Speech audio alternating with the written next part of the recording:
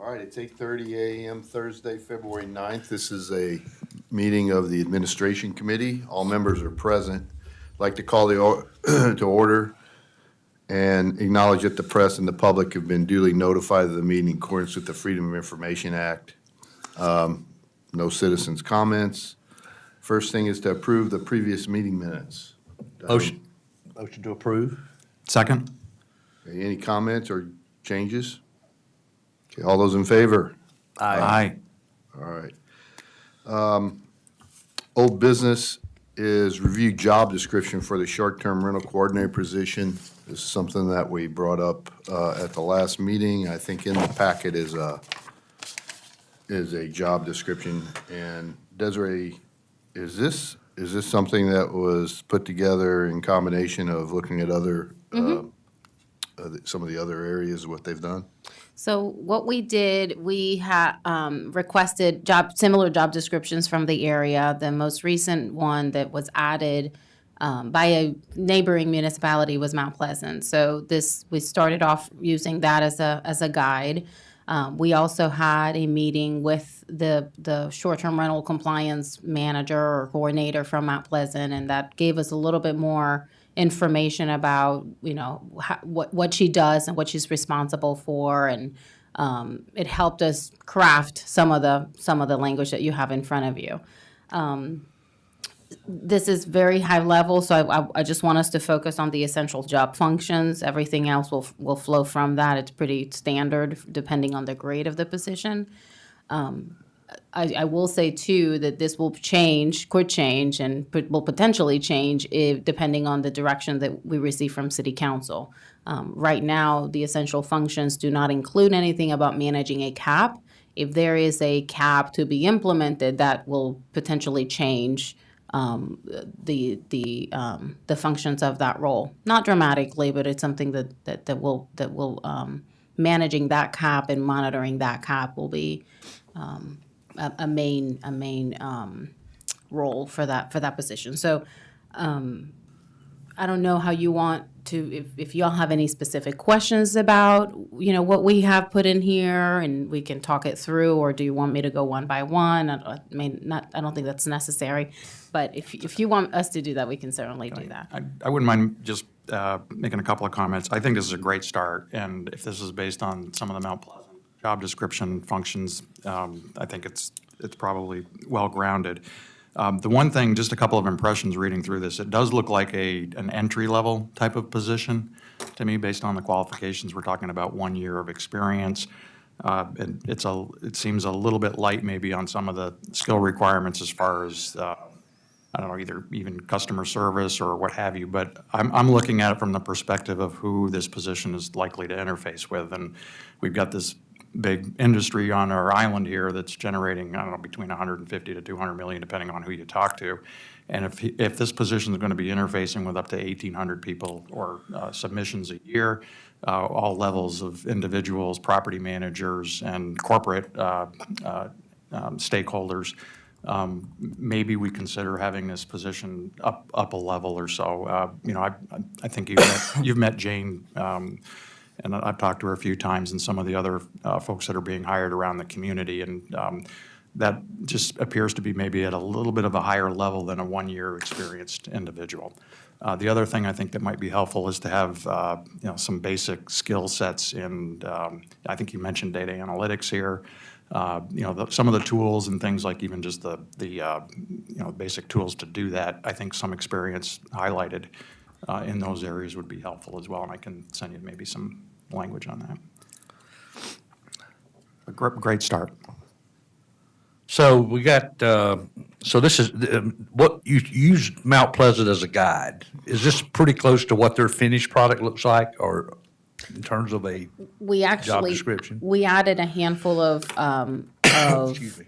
bullet points to the essential functions of the job. What we got from them was a little bit more basic than what you have in front of you. We didn't really spend a whole lot of time looking at the skill level, because that'll flow based on the final essential functions of the job. That's why I want to focus on that.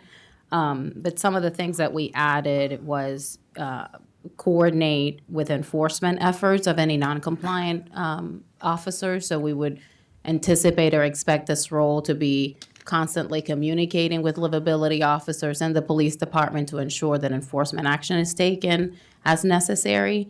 I understand that the role in Mount Pleasant currently has the ability to issue citations as well, so that may be something that we consider, having them, giving them the ability or requiring them to have the ability to issue citations and be part of the enforcement effort. That's something that we're evaluating.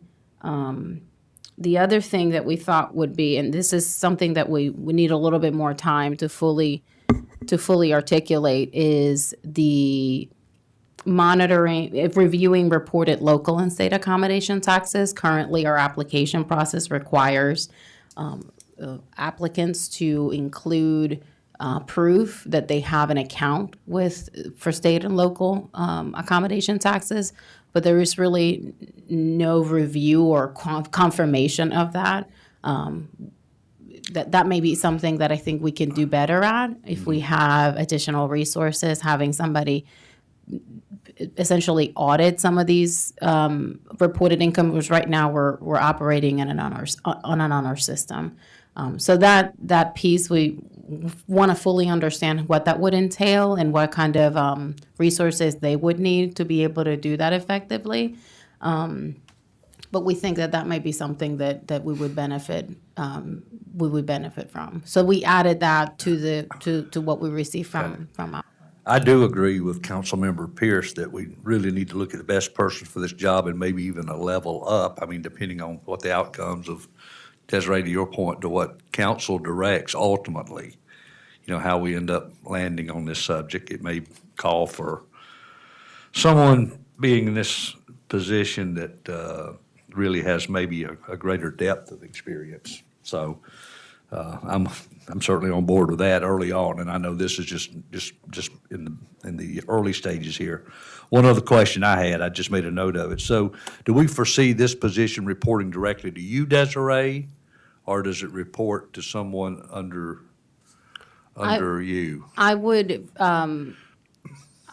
the way that we're imagining it, they would be working with the building and planning world, which Douglas oversees directly, and I oversee Douglas. So the kind of- direct Indirectly. report, direct Indirectly. report to Douglas. Yes, Yeah. it would be a direct report on the Douglas, yes. Yeah. All right, what do we want to do with this? Is this something that we want to refine more and take to council on the 28th? Or what's the time, what are we thinking with the timing of this? I think, from my perspective, I think we have to know what council's gonna do with the cap before we get, before we make any decisions on that. I would say that this is probably the job description if there is no cap. And to Desiree's point, we think probably the biggest hole that we have now is that reconciliation, that kind of accounting. And to build on what she said, it's not a complete honor system. Debbie pulls the top kind of 80% of payers. She reconciles the big accounts. I will tell you, though, that a challenge of that is that once it leaves us, she could get it reconciled down to the penny, and then she hands it over to the county or the state, and it kind of goes into a black hole a little bit. So we're not going to be able to control that. What happens once we've found the holes, it's a little bit out of our hands. So we think that's, that we could certainly provide information about what we found, but when it comes to actual enforcement, going after that, we're gonna have our hands tied because it's in a different jurisdiction. Isn't this position, though, independent of a cap or not? I mean, that's the way we brought it up. We Yeah. think this, yeah, And at this this job, level. and this job description would be, I guess what we're highlighting as the essential functions of the job. It doesn't include any additional duties should a cap be implemented of monitoring that and enforcing that cap. I guess once we get direction from council, if a cap is going to be implemented, then we're gonna have to refine this a little bit more and add more functions. Pretty much all job descriptions always add as a disclaimer at the end anyway, and any other I think you got that. essential That bullet's in duties there. aside. Perform other related duties. Can you explain that a little bit further too? Because I'm kind of at a loss of why, I think the cap might be managing to a number, but I don't know that, let's say we end up not doing a cap, which, we'll see how that all turns out, but how does the job function dramatically change? Because they're still going to have to manage whatever the licenses are, they'll have to manage to that, whatever's coming in. Is there, and I'm just wondering, I don't know what the big difference would be. So I would say that this job, we could use this position now, really on that reconciliation part. Yeah, If there's a cap, and talking to Jane, probably 80-90% of her job is managing the cap. really. And she is doing a tremendous job of, their licenses don't transfer. So she's actually watching the real estate listings of her rentals, and then she's tracking. As soon as they sell, she proactively interjects herself and says, hey, we know that sold, that license didn't transfer, that comes back into the pool. So she's involved in the transactions, So tracking transactions, actually. Okay, she's I know. watching Zillow, she's watching the deeds go in and out. So and I would say that's A lot of her job. the majority of her job. And I think that would be the case once a cap is, I mean, obviously before a cap is met, but once a cap is met, that it's a very diligent process to make sure that, that who has a license can have a license, because they would be taking away from somebody who may want to, is on the wait list. So managing that wait list is a lot of her role, and again, monitoring sales and contacting, I think they even require for LLCs who have a license, a ton of documentation for them to submit. So there's She requires ownership, I think. from validation, everybody yeah. listed on an LLC. So Jane is in Mount Pleasant? Yes, Yes. yes. So we're talking 400 properties over there Right. And she's, that they're capping. she's kept very busy with the cap. She's also monitoring a much larger dwelling unit base, I think, too. Yeah. Okay, that helps. Thank you. All right, so again, I guess on timing, I think we can refine this based on, the feedback has been very positive and helpful. We'll refine it. This will be incorporated, I'm assuming, as part of the budget process that we're already sort of, in the process of. We can have this as a recommendation for discussion at the city council meeting and get feedback on the job description as it's listed at that time. And if there's any changes based on council's directive at that meeting, then we can make those changes, which again, are not going to be that dramatic. But I do think that if a cap is to be managed, I think that needs to be reflected on in the job description. So we'll refine it and bring it before council at that time. So I guess question for us here, are we in agreement that maybe we should consider beefing up the experience side of things on this before it goes to council, or what do you think? I think that was the consensus. Yeah, I agree. Be a little bit more than just 1 year experience person. And we'll include some data analytics, maybe some auditing type of skill set into the skill set listing and beef that up. I'm sure we can look at other examples as well and see if we're missing anything, but we feel comfortable with at least where we're starting. All right, then under new business, first topic is discussion of a draft of the full year 24 10-year capital plan for general government. That, again, is in our packet.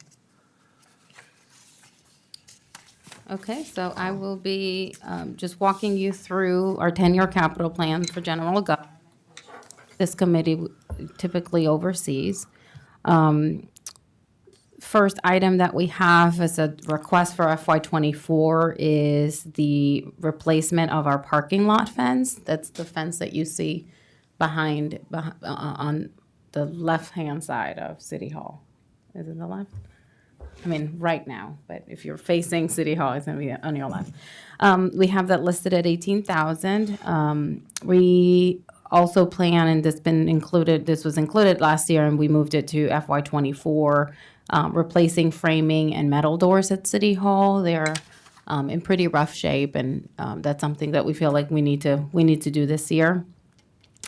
HVAC units, we usually include this as a placeholder for replacement as needed. However, we do know that there is a unit here that has exceeded its useful life, and we feel like it would be prudent to go ahead and replace it rather than wait for it to fail. And last time that happened, it took us several weeks to get the equipment and the installation. And with our luck, that'll probably happen in July, and we don't want to do that. So we're going to go ahead and replace it as part of our schedule. So we've included that expenditure there. So we usually do fail only on those type of things, but we want to be proactive on this one since it's so old. That's right. Yeah. And avoid any disruption on, just being able to utilize the building if we Right. don't have any AC. The line item 20 FEMA flood mitigation project on Forest Trail, this has been on our in our budget for several years. And again, this is really a pass-through. FEMA has granted a flood elevation grant to a property owner on the island. According to their guidelines, that grant has to flow through the city. So we list it as an expenditure, but on our grant revenue, it's listed as revenue at that time. So it doesn't cost the city anything. This has been sort of a long process because when the property owner was prepared to had received bids, the bids came back much higher than what the grant amount had been approved. So he had to go through that whole process with FEMA, and just recently FEMA approved the new budget. So we think that this might be the year that we can get this resolved. Ask a question on that. If I looked at the budget, the prior 10-year plan, and there were two line items in it, and this was FY '22, I think. This was in for $453,000, and then there was one on Charleston for $267, and now this one's, I think it's the same one. Is it the 453 going to 625? Correct. And then the other one was not approved by FEMA. That's why it's not in this FY '24 request. So has the project gotten bigger, or? It's just I gotten know it's a flow-through, expensive. but pardon? It's just, the bids came back higher than what he had estimated at in his application. Yeah, it has, there was a tree in conflict, so they are not able to directly just lift it up. So yeah, it's just added complexity. Once they got, it's one of those chicken and the egg things where they got kind of preliminary cost estimates. They then really got in, they hired architects, engineers, designers, and then once they really started working it through, it just got more complex. detailed now. So they're now shifting the house, and they have to, Shifting the house? yeah, they have to shift the house instead of go straight up. And We the other have- the other one's not going to be done, or it was done, or it's been declined, or It was declined. the one on Charleston, okay. Correct. 32,000, line item 22. This is moving all of our systems to Office 365. That's something we're working on with VC3. This is, you all recall, a couple years ago, we moved to, from more of a local small IT firm to VC3, which is, very extensive, and we're really happy with that transition. So this was something that had remained with the other company, and we're just bringing it back under VC3. There are some cost savings that we have that we're going to be eliminating from our operational budget. So because it exceeds the $30,000, we're putting it here. But there is an additional component to what we're already paying, but it's not $32,000 more, if that makes sense. And then line items 23 to 25 are additions, and that's something that we wanted to get some feedback from you all. This building was built after Hugo. There are significant replacements and repairs that need to be done, and We have that listed under option 1. These are very high-level numbers. We're trying to work on refining those. We just put them as placeholders here for discussion and as part of our preparation of the capital plan. But we, as we talk about enhancing our infrastructure and enhancing the space that we have for meetings and for office space, we, as you all know, we're adding a position to general government upstairs with the public relations and tourism coordinator position. We're talking about adding a person downstairs in the building planning and zoning position with the SDR compliance coordinator role. We are running out of space, and we are making do with what we have. But I think that we certainly have a couple options. We have an option to potentially expand and add office space and maybe even enhance city hall chambers. You all have seen that recently we barely have enough space to accommodate the capacity of residents that come to City Hall. We oftentimes have people waiting out on the lobby. So I think that this may be an opportunity to rethink what can be done. Obviously, it's going to be driven by budget and by available resources, but I wanted to give you all a couple of options and think through and get some reaction from that.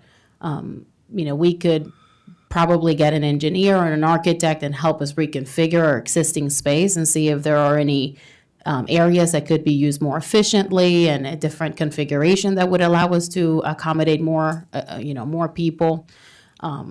We've, in the past years ago, the city also at one point discussed expand and consolidate maybe additional offices in this building and create more of a municipal complex building where we can probably, maybe move some public works, drainage personnel here and just have a central hub for public services. And that would require additional space. So I just wanted to start the conversation with you, get some reaction, and as we start refining numbers, we'll bring them before you all. But the reality is, it's a really old building. It's going to need some significant improvements. As you can see, the roof, of the elevator, it's slated to be replaced. I think we can't even find parts to repair what we have, and that's something that we had been looking at for this year. So if we're going to spend all that money repairing our existing building, is there an opportunity to evaluate whether we do something to not only repair it but enhance it? So really, at the very least, we ought to be looking at either option 2 or option 3. I mean, just general repairs is probably not what we would want to consider. I mean, just early on. I know this goes before every committee, and then we go to council for more discussion. I mean, we're certainly running out of space around here, looks like, so. How quickly could an office architect or engineer come in and take a look and give us what options might be available? It sounds like. Pricing options or actual design? No, actually, you get office designers reconfiguring office buildings. They can come up with some pretty creative solutions that we may not by ourselves be thinking about. The other question I'd have is there a way to separate essential? There sounds like there are some things that absolutely need to happen with this building because of its age for the repair side. Is there a way to, I guess, segregate between repairs and enhancements, or is option 1 all repairs? Yeah, option 1 would Okay, be that that is what option. that And is. absolutes have to have. Right. Correct. So let's assume option 1 is definitely something we got to try to figure out a way to fund this year. Yeah, I think at least option 1. That's kind of at the minimal. If you just pay attention to the handrails going out, Yeah. it's You don't have to. can't go any farther. Maybe the option is to take a look at trying to at least keep pushing forward option 1 at a minimum, but at the same time, get a office architect in here to take a look at what the possible might be with what we've got before we jump into 2 and 3. Are we the first committee you've run the capital plan by? Yes, Okay. sir. So the others will take a look, and then we'll discuss it, council. We have at various times of, we'll have an architect actively engaged. We don't happen to have one right now. We don't have an active building project, but we do expect probably in the very near future, we could have one engaged for the restaurant elevator. the people that are interested in that work we know are commercial architects. So we would at least have somebody, a sounding board, that we're engaged with to kind of verify numbers, talk about options. And right now, we really are kind of spitballing just. What would you need for an approval to get an architect on board to take a look at this building to see what the possible is? Be the same basic process we're going through with the elevator, an RFQ or an RFP process. So kind of, and of course, their fees are going to be, for something like this, their fees will be varied according to which option you will ultimately choose. But it would be an RFQ process probably. So couple of, a Well, that's month. where I was going too. I mean, this is the first committee you've run this by, so we go through the other committees, get their input, and then go to council, and then depending on the direction you get on that, you really wouldn't hire an architect until you get some clear direction from That's council. That's correct. right. Yeah. And after we get direction, then we, we would go through the process of issuing an RFQ and But seeking. what is our process? You're getting our input here to take to our budget workshop, right? That's right. And then we'd discuss it, all of us at a budget workshop, and finally get approved by council for a budget. Yes. What are you looking for us for some kind of like a ballpark direction here of which way to go, or? When we start reviewing the 10-year capital plan, if there's the feedback that we're getting from you all is there any additional projects that you would like to see included in the capital, in the 10-year capital plan? Is there anything for maybe, within the 10 years, not necessarily FY '24? Just general direction that this includes, that there's nothing here that you would like to see Yeah, included. okay. You're Yeah, not approving or recommending anything at this point. The next step will be presenting the entire 10-year capital plan to full council after we go through each committee. Yeah. So this is very high level at this point. And my thoughts on it is I would think that we'd want to look and see what absolutely has to be done in terms of the maintenance. But I'd hate to spend $1 million to do something then that was not optimized, and not getting an architect and somebody to look at the whole building and how we redo it all, potentially to $2 million, which is your third plan. I think we'd need to, my recommendation would be we get that architect, we get those plans, we start to think about how this building could be better utilized. And that's the reason we're putting different options together, because if we have to replace the elevator, which looks like we may need to, if we can replace it in a different location because it would optimize our configuration of the existing building, then why spend, $250,000 replacing an elevator? And again, where you can. Exactly. Right. So I think that's part of the reason I'm including all of it as part of the conversation. We're refining the repair numbers as well. So these are very high level placeholders at this point. So I think we're all aligned, and I think what the next steps would need to be. All right. Can I just make one more suggestion? If we're bringing this up to council, just on the presentation, I'll give you my reaction. When I opened this up and I saw $4 million from 33 in the prior version, I was kind of wondering what it was. I think you're adding all the options into the total. Yes, So, yeah, maybe take that out. that's a Or good point. present it a little differently. That's a good I don't think point. you're asking for $4 million. No, we are not. Not yet. Not yet. Facilities maintenance, here's where we have our contingency fund for building maintenance as needed. We calculate that as being a 1% of the building value that's insured. As you can see, past FY '27, we're increasing that to 2%, assuming age of the building, more maintenance needs will be required. For the building department, again, $10,000 for replacement of HVAC units. Those were replaced recently, so this we did leave as only with failure. And we don't have, it's just $10,000, not 15, like we have in the general government budget.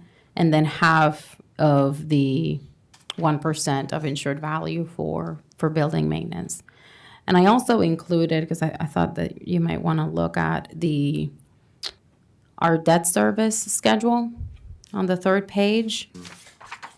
As you can see, our fire station bond from 2006 is expiring in 2 years by FY '26. The public safety building, it's expiring in FY '28.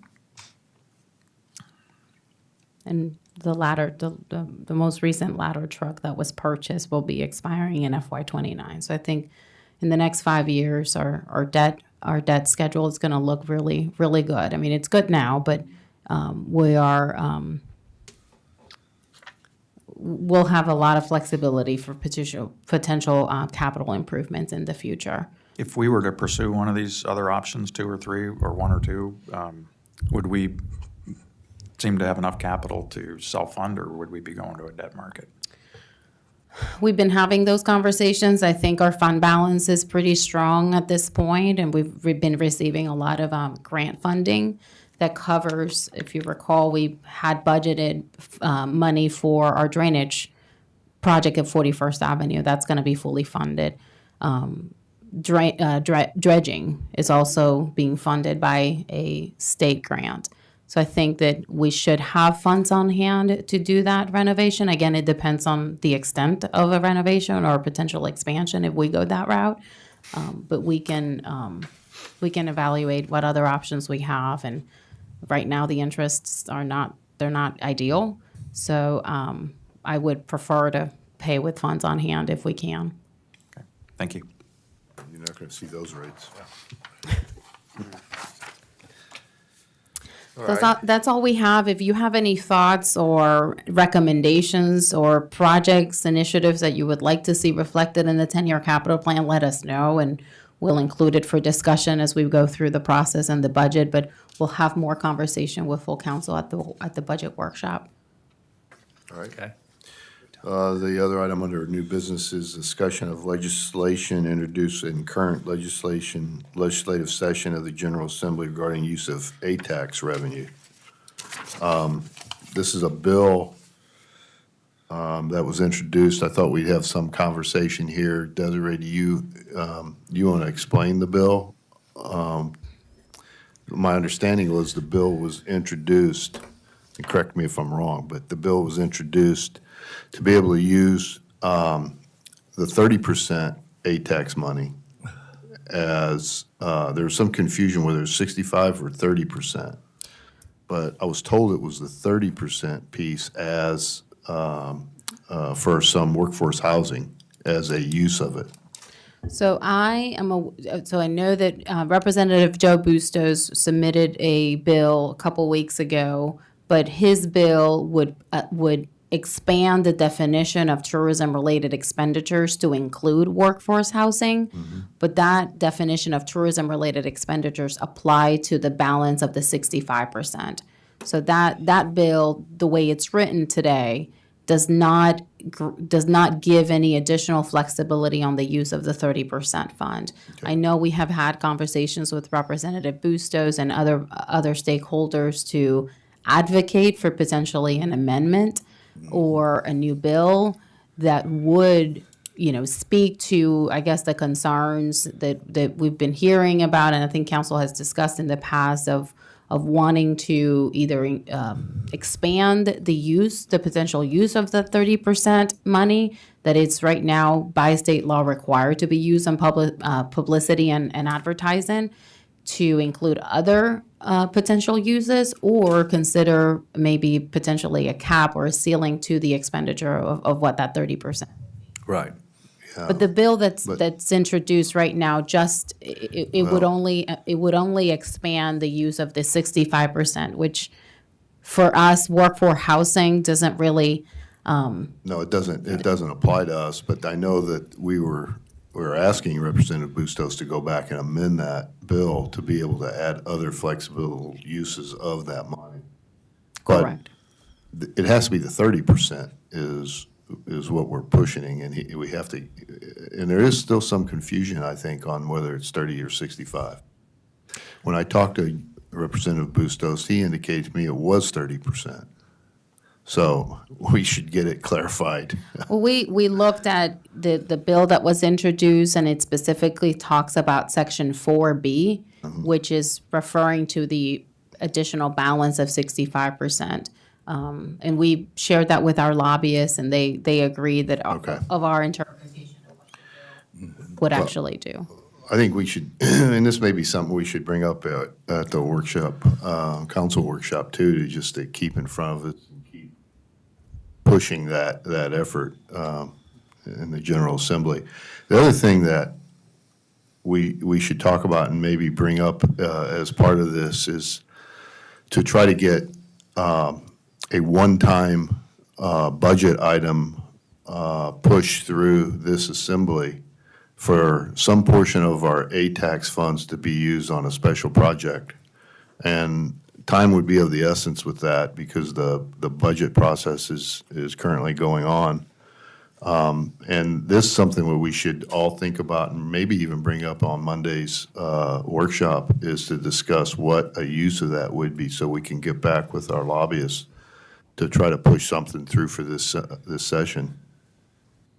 I don't know if there's any other discussion on Yeah, or thoughts on that. at some point, I think, from the other didn't members. didn't the ATAX committee put together some kind of a list of potential projects that, or even just categories for other investment in the event that that money could be used for something else? Or do we have that, can we put a list together that in the event that we could request a one-time budget deviation, where we might put that? I think that kind of goes to the time critical nature of this, that we would have to submit something.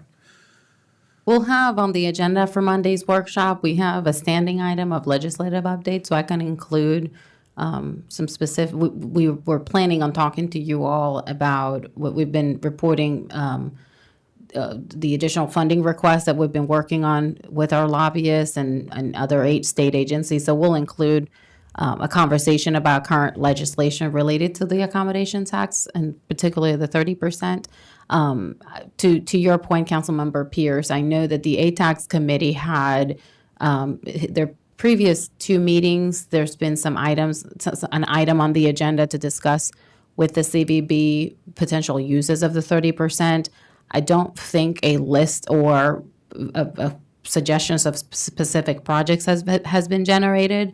There was an initiative that came out of that conversation regarding CVB engaging more VRBO to bring some more business to individual homeowners that have short-term rentals and have properties, and they reported at their last meeting some progress on that front, and very new initiative. But that's really been the only one that was generated out of the discussion from ATAX that's been working now. But we can certainly engage a conversation with them about anything additional that they would like to see. That may have been on the 65%. I don't know. I just recall something I thought from not the last couple of meetings, but maybe a year ago or so. But I may be. I can go back and verify that.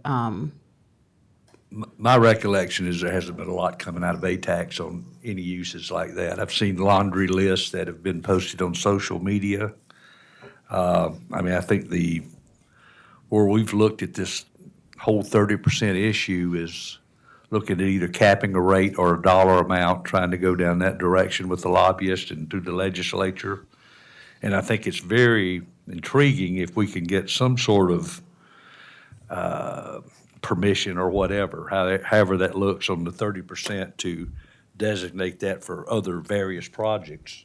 Like I beach think that's pads. definitely worth looking into and seeing how that works, and if we could do that. But, it seems to me that based on everything I saw on Accommodations Tax Advisory Committee over the past year and a half, 2 years keeping up with it, and then the ATAX Advisory Committee we put in place last year,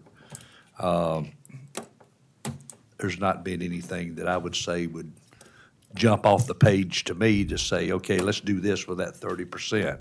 There's a lot of work going on, I know, with CVB, talking and interfacing with the ATAX Advisory Committee on utilization and website, that sort of thing. And the last couple of ATAX advisory committees, it seems like they've gotten some really positive feedback from the committee itself, and I'm going to talk about CVB in their monthly presentations. Directionally, they're getting pretty good feedback from the committee. you know? So, Yeah. I think these would be more infrastructure projects. right. Yeah, and I think what we should do is talk about this, because time would be of the essence if we want to do something along this. So I think that we should talk about it at the workshop, and maybe even staff think about the projects that may fall within a tourism type of bucket that we would want to take a one-time kind of budget item and say, hey, we're going to spend this portion of that 30% money on a one-time basis for this project, and see what we can do with our lobbyists to get that through, and our legislators.